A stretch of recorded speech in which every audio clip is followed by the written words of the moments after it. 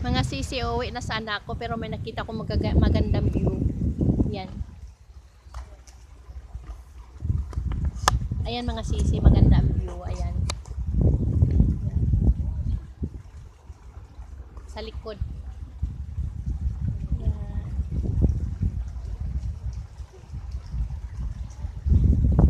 Ganda mamamasyal dito. May kasama. Kailangan ko nag-iisa eh.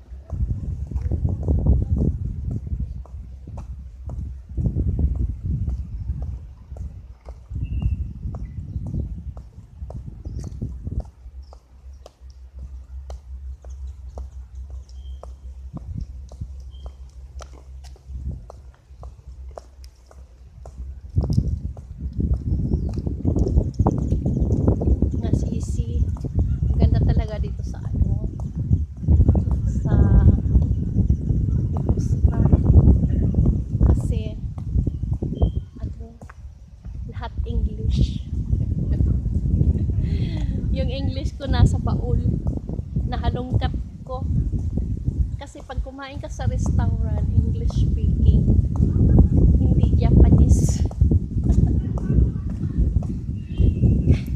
Kaya nakaka-enjoy kahit ako na nag-iisa, nagtutor, enjoy ako sa buhay ko.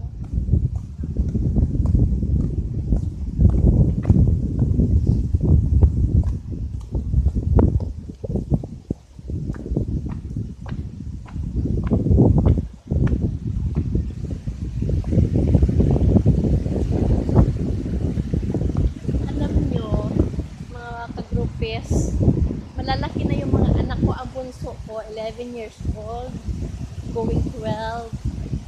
Ngayon nag-iisa na lang ako sa buhay, maglalakad kasi wala na akong inaalagaan.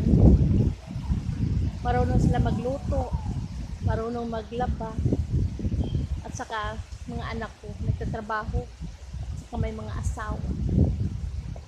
Kaya pag ako nag-iisa, namimiss ko yung mga apo ko. Kaya,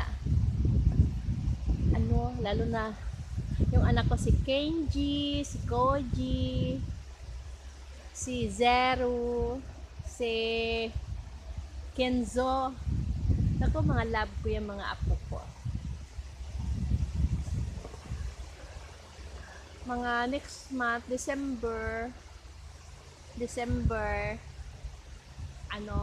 lahat kami nagkita-kita December. Kaya malapit na December, isang buwan na lang, December na. Kaya maghihintay tayo ng December bago kumayakap yung iba kong apo. ang gagwapo ng mga apo ko at saka ang gaganda. Kaya nakaka-enjoy.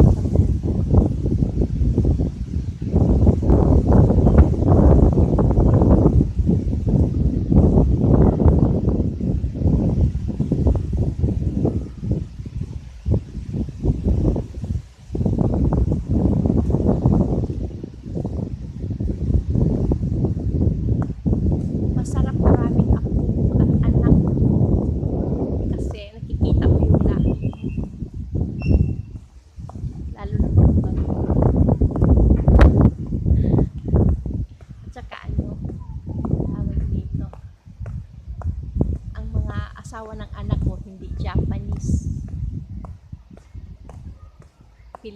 Pilipino. Kaya proud ako na naging Pilipino, asawa ng mga anak ko, at saka ang Hawaiian boy.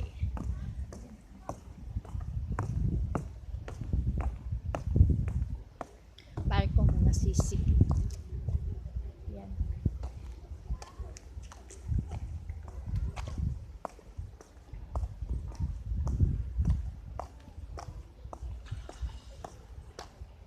Mga sisi, panoorin niyo yung mga video ko ha, kasi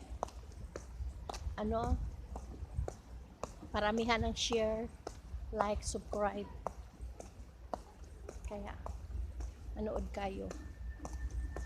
Yan ang parapol natin.